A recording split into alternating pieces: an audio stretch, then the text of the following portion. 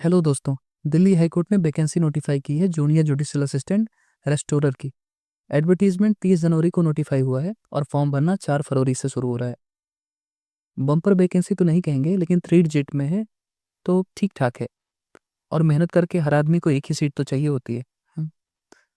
तो पहले काम देखते हैं। जूनियर जुडिशियल असिस्टेंट जेजे या जूनियर कोर्ट असिस्टेंट का काम कोर्ट में क्लरिकल और एडमिनिस्ट्रेटिव सपोर्ट देना होता है, जैसे केस फाइल मैनेज करना, ट्रांसक्राइब करना या लीगल रिकॉर्ड मेंटेन करना। पे लेवल 6 की वैकेंसी है और जॉब नेचर तो थोड़ा टफ तो रहता ही है, कोर्ट में काम काफ़ी रहता है, लेकिन प्रमोशनल रिस्पेक्ट काफ़ी अच्छे हैं। तो जो वो फॉर्म भरना चाहते हैं या जो बिलिंग है उनके लिए एक अच्छा मौका है। आइए वैकेंसी नोटिस के साथ साथ कुछ ज़रूरी पॉइंट्स देखते हैं, जिससे आपको फॉर्म भरने में आसानी हो और आगे की प्रिपरेशन के लिए भी एक गाइडेंस मिल जाए। आप चाहें तो वीडियो को 1.25 या 1.5x स्पीड पे लगा के देख सकते हैं, इससे समय बचेगा आपका। शुरू हो रहा है फॉर्म भरना 4 फरवरी से। लास्ट डेट रहेगी 23 तारीख, यानी फरवरी की ही 23। ज़्यादा समय हाईकोर्ट वैसे भी नहीं रहता। फिर बाद में आप अगर करेक्शन करना चाहें तो करेक्शन के लिए फिर विंडो खोलेंगे वो 4 दिन का। 27 फरवरी तक विंडो ओपन रहेगा करेक्शन का। और अभी इसके एडमिट कार्ड और रिजल्ट ये सब के बारे में कुछ नहीं बताया है, वो सब ऑफिशियल वेबसाइट पे धीरे धीरे करके नोटिफाई करते रहेंगे। और जैसे कहा था वैकेंसी 3 डिजिट में है, तो 152 वैकेंसी है। जनरल की 62 और EWS की 12, OBC की 44, SC की 20, ST की 14। तो इस तरीके से वैकेंसी पोजीशन है। और क्वालिफिकेशन, इसमें सबसे अच्छी बात है कि जैसे जुडिशरी का नाम आता है तो लगता है लॉ वगैरह मानेंगे, लेकिन इसमें बस नॉर्मल ग्रेजुएशन मांगा है। और साथ में क्वालिफिकेशन में एक ये भी है कि टाइपिंग स्पीड आपकी 35 रहनी चाहिए, 35 वर्ड पर मिनट, क्योंकि बाद में एक एग्ज़ाम टाइपिंग का भी होगा आपका। तो आप लोग किसी भी यूनिवर्सिटी से अगर ग्रेजुएशन उसके समकक्ष कोई भी डिग्री रखे हैं या आपके पास है, तो आप इसमें अप्लाई कर सकते हैं। और ये सिर्फ ऑनलाइन होना है और दिल्ली हाई कोर्ट के ऑफिशियल वेबसाइट के थ्रू होना है। ये मेंशन है www.delhihighcourt.nic.in। इस पे जा करके आप वहाँ अप्लाई कर सकते हैं। आइए एज लिमिट की बात करते हैं कि कितनी एज लिमिट चाहिए। तो 18 साल से कम ना हो और 32 साल से ज़्यादा ना हो। और एज जो काउंटिंग हो रही है वो 1/1/2026 से हो रही है, यानी 1/1/2026 पे उसकी साल मिनिमम 18 होना चाहिए और मैक्सिमम 32 होनी चाहिए। मतलब 2/1/1994 से पहले ना पैदा हुआ हो और 1/1/2008 के बाद। तो एज रिलैक्सेशन भी है इसमें, जैसे SC ST के लिए 5 साल है, OBC के लिए, OBC NCL के लिए 3 साल है, PWD जनरल EWS के लिए 10 साल है। इसी तरीके से रिलैक्सेशन भी दिया गया है। और फिर बात करें अगर हम कि क्या क्या इसके मोड ऑफ सिलेक्शंस क्या क्या होंगे, क्योंकि सबसे ज़रूरी तो यही है। वैकेंसी भरने के बाद सबसे ज़रूरी स्टेज यही होता है कि सिलेक्शन के लिए क्या क्या एग्ज़ाम होंगे और कैसे हमको तैयारी करनी है। तो जो एलिजिबल कैंडिडेट हैं उनका फॉर्म भरने के बाद में फिर पहले प्रीलिमिनरी एग्जामिनेशन होगा, कंप्यूटर बेस्ड टेस्ट होगा ऑब्जेक्टिव टाइप का। फिर मेंस होगा डिस्क्रिप्टिव टाइप का। उसके बाद इंग्लिश टाइपिंग होगी, उसके बाद फिर इंटरव्यू होगा। तो जो क्वालिफाइंग स्टेज फर्स्ट है, उसमें 120 नंबर का आपका पहले ऑब्जेक्टिव टाइप टेस्ट लिया जाएगा 2 घंटे का, जिसमें आपका इंग्लिश लैंग्वेज रहेगा, कंप्रीहेंशन रहेगा 45 क्वेश्चन। फिर जनरल अवेयरनेस रहेंगे, knowledge and current affairs event. उसके बाद जनरल इंटेलिजेंस और रीजनिंग एबिलिटी के भी 30 क्वेश्चन रहेंगे। और नेगेटिव मार्किंग 1/4 है, 25% नेगेटिव मार्किंग है। तो इस तरीके से इसमें फिर क्वालिफाइंग क्राइटेरिया जो हो जाएगा नेक्स्ट स्टेज के लिए, मिनिमम आपको सिक्योर करने ही रहेंगे 50% मार्क जनरल कैटेगरी में अगर आप हैं, और रिजर्व में है तो 54% मार्क आपको मिनिमम सिक्योर करने रहेंगे। उसके बाद जो कैंडिडेट पहले में सेलेक्ट होंगे उनके 15 गुनी, मतलब 15 नंबर्स में मल्टीप्लाई करके कैंडिडेट को सेकेंड स्टेज के लिए बुलाया जाएगा। तो सेकेंड स्टेज में फिर आपका टोटल 100 मार्क का पेपर होगा 120 मिनट का, जिसमें आपकी पहले में एस्से होगी 250 वर्ड्स की 40 मार्क की, और लेटर रहेगा 10 मार्क्स का। फिर ग्रामर 30 मार्क का आएगा और ट्रांसलेशन दिया जाएगा एक 25 वर्ड का 20 मार्क का। मतलब मिनिमम पासिंग मार्क जो रहेगा जनरल कैंडिडेट के लिए, इसमें भी 50% रहेगा। मतलब 100 में से 50 तो लाना ही लाना है, और रिजर्व कैटेगरी को 45% लेके आना है।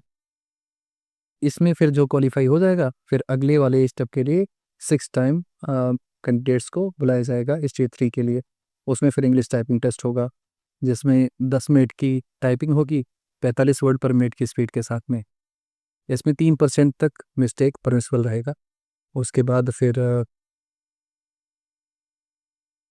आपको इंटरव्यू के लिए प्रिपेयर रहना पड़ेगा और 15 मार्क का इंटरव्यू रहेगा। तो उसमें कोई मिनिमम क्वालिफिकेशन नहीं है, लेकिन इंटरव्यू में जब आप अपियर होंगे तो फिर बाद में आपका फाइनल रिजल्ट डिक्लेयर होगा।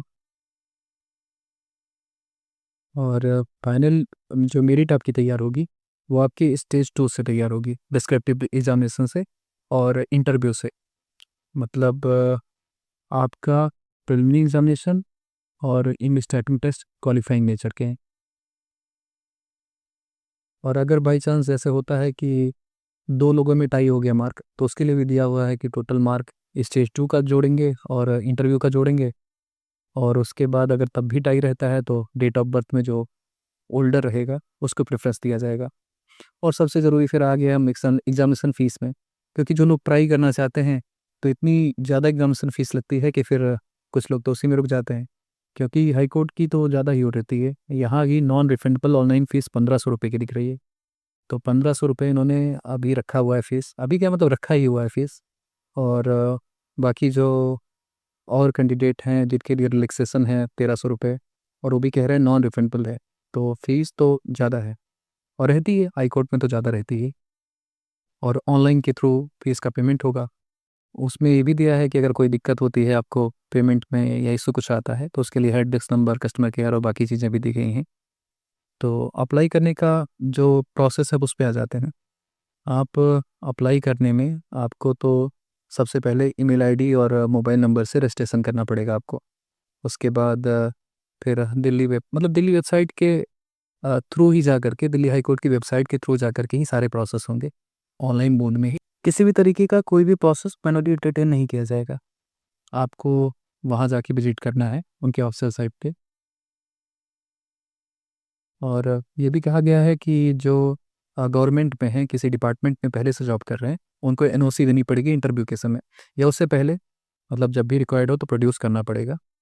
और बेसिकली वैसे इंटरव्यू के पहले ही लगता है, इंटरव्यू में ही सारे डॉक्यूमेंट्स देखे जाते हैं। तो आपको फिर नॉर्मल बाकी प्रोसेस जैसे बाकी फॉर्म भरते समय होता है कि फ़ोटो चाहिए, फ़ोटोग्राफ 100 केबी से 200 केबी के बीच रहे, जेपीजी फॉर्मेट में वो रहेगी, जिसकी हाइट और विड्थ 3.5 साढ़े 4, अमूमन हम लोग यही करते हैं। लेकिन जो ये है कि फ़ोटो पुरानी नहीं होनी चाहिए। फ़ोटो को के लिए बोला है कि एक 3 महीने से ज़्यादा, कि not be more than 3 month old from the date of publication. तो इस तरीके से ध्यान रखना होगा कि बहुत पुरानी फ़ोटो ना रहे, क्योंकि बता रहे हैं कि फ़ोटोग्राफ अगर सही सपोर्ट नहीं हुई तो कैंडिडेचर कैंसिल कर देंगे। उसके बाद फिर लेफ्ट हैंड थंब का इम्प्रेशन चाहिए होगा, वो भी 50 केबी से 200 केबी के बीच में अपलोड करना रहेगा। और बाई चांस किसी के साथ कोई ट्रेजेडी है, उसका left hand hand thumb impression नहीं दे सकता वो, तो फिर राइट तब उस कंडीशन में चलेगा। फिर आपको साइन स्कैन करना है 50 केबी से 150 केबी के बीच में। उसके और ये भी हिदायत दी है कि आपको साइन में बस अपने नाम के कैपिटल लेटर्स नहीं लिख देने, क्योंकि वो भी एप्लीकेशन रिजेक्ट हो जाएगा। तो आपको 23/2/2026 से पहले, मतलब 23 फरवरी से पहले सारी प्रक्रिया पूरी कर लेनी है फॉर्म भरने की। उसके बाद फिर अमेंडमेंट का ऊपर बताया ही था कि अमेंडमेंट अगर करना होगा तो 4 दिन के लिए पोर्टल फिर ओपन रहेगा, लेकिन उसमें भी अभी नीचे देखिए कुछ फ़ीस के साथ रहेगा, क्योंकि हाई कोर्ट ऐसे फ्री में चीज़ें नहीं करता। वो उनका रिज़र्व रहता है कि बाहर से लोग आकर के डिस्टर्ब ना करें या अनड्यू प्रेशर ना आए, तो इस वजह से अभी आगे देखते हैं, कुछ ना कुछ इसमें भी फ़ीस का तो देंगे ही वो। जैसे ये रहा कि जल्दी से जल्दी कर लें, लास्ट डेट का ना करें कि सर्वर फेलियर या कुछ दिक्कत आए। तो ये एडवाइस दिया है इन्होंने कि जल्दी से जल्दी फॉर्म भर लें अगर भरना है। और ये देखिए आ गया कि अगर आपको करेक्शन करना है तो 27/2/2026 और 20 बजे तक, यानी कि 8 बजे तक शाम के ये खुला रहेगा पोर्टल। और इन्होंने ये दिया है कि 3 after the closing date for receipt of online application a period of 3 days will be provided to enable candidate to correct modify online application parameters, wherein candidates will be allowed to resubmit application after making requisite correction changes in the one time registration। तो ये हो गया कि आपको 3 दिन के लिए portal दिया जाएगा, तो आप उसमें फिर अपना कुछ भी करेक्शन है तो अपना कर सकते हैं, जैसे वन टाइम रजिस्ट्रेशन में हो गया या डेटा में हो गया। तो और फिर ये भी दिया है कि कितनी बार कर सकते हैं, 2 बार आप अलाउ किए जाएंगे अपने करेक्शन के लिए। फिर और ये भी देखिए, only those candidate will be allowed to make correction in the application form whose completed online application along with payment of required fee have been received by the Delhi high court. जो पहले payment कर चुके हैं यानी जिसका जमा हो चुका है, यानी कि अगर ड्राफ्ट बना के है आपका सबमिट नहीं हुआ है तो आप नहीं कर पाएंगे। और जो लास्ट आपका मॉडिफिकेशन होगा वही फाइनल माना जाएगा।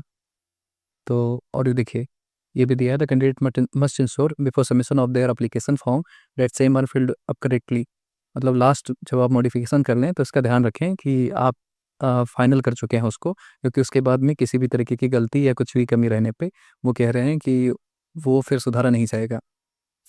अभी देखिए, हाँ, Delhi high court will levy uniform correction charges 200 मतलब किसी भी आप कैटेगरी से हो, आपके लिए 200 रुपये समान रूप से करेक्शन चार्जेस रहेंगे। और and the first time and 500 for making correction and resubmitting modified corrected application for the second time. मतलब अगर आप 2 बार का ऑप्शन दिया है, पहली बार करेंगे तो 200 रुपये, और फिर मान लीजिए आपके दिमाग में कुछ आया कि कुछ गलत रह गया है तो दोबारा फिर करिएगा तो 500 रुपये फिर ले लेंगे चार्जेस। तो वो भी ऑनलाइन मोड के थ्रू ही होगा। तो इस तरीके से रहा। और कुछ जनरल इंस्ट्रक्शन है, जैसे कि दिल्ली हाई कोर्ट आपकी कभी भी अभ्यर्थता निरस्त कर देगा, और कट ऑफ मार्क्स और बाकी चीज़ें डिसाइड करने के लिए वो फाइनल अथॉरिटी है। तो भाई हाई कोर्ट है तो हाई कोर्ट तो अपने लिए सारे प्रोविज़न सुरक्षित रखेगा ही, क्योंकि बाकी जगह के कैंडिडेट तो कोर्ट ही जाते हैं और कोर्ट खुद ही वैकेंसी निकाल रहा है, तो ये सब चीज़ों का तो अच्छे से ध्यान रखेगा।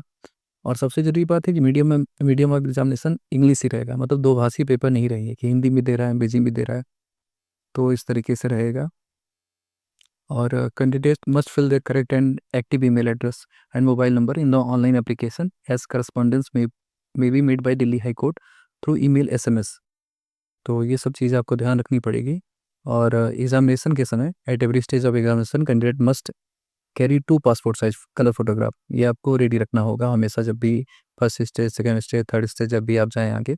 तो और उसके साथ में एक आपको ओरिजिनल फ़ोटो ID प्रूफ रखना पड़ेगा, आधार कार्ड भी चलेगा, और बाकी ये सारे डॉक्यूमेंट्स हैं, ये सब आप लोग देख लीजिएगा। और तो और भी बाकी जैसे एजुकेशनल क्वालिफ़िकेशन, NOC और बाकी डिसेबिलिटी या रिज़र्वेशन और भी जो चीज़ें हैं उनके ओरिजिनल डॉक्यूमेंट लगेंगे। खैर ओरिजिनल क्या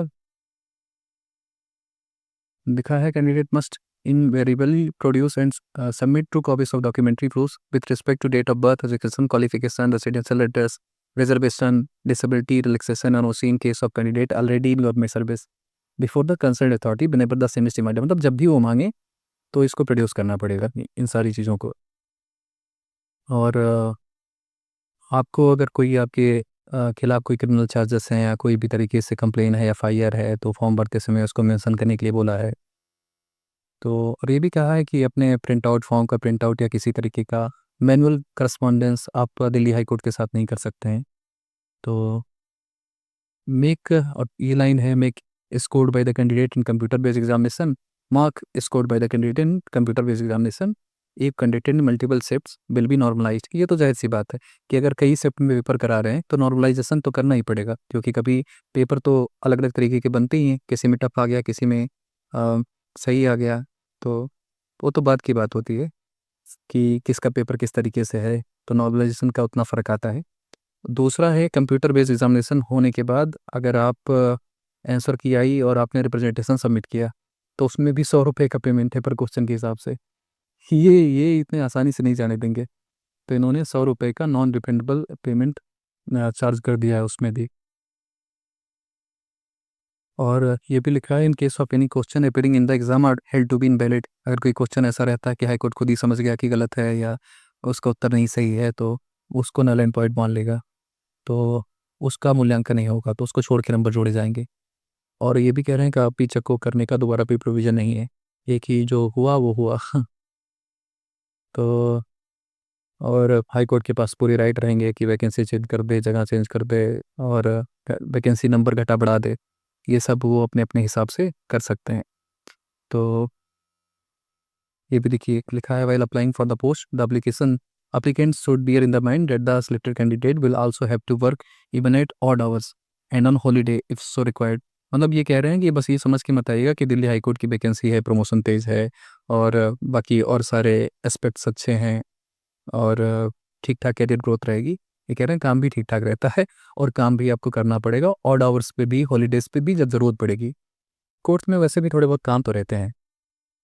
तो सब मिला जुला करके जो वैकेंसी की पोजीशन हम लोग ने देखी, वैकेंसी ठीक ठाक है, वैकेंसी रेपुटेशन वाली है और बढ़िया है, प्रमोशन एस्पेक्ट अच्छे हैं और ग्रुप बी की वैकेंसी है, सबसे बड़ी बात है पे लेवल 6 की, तो ठीक ठाक पे रहेगा आपका और उसमें प्रमोशन एस्पेक्ट्स भी ठीक ठाक हैं। तो समय है, आप लोग अच्छे से लग जाइए और बढ़िया से वैकेंसी को देखिए। तो फिर आगे भी किसी तरीके से कोई अपडेट रहती है तो उसके लिए हम आपके साथ जोड़ेंगे। तो तब तक के लिए बेस्ट ऑफ लक और all the best for the futures. Thank you.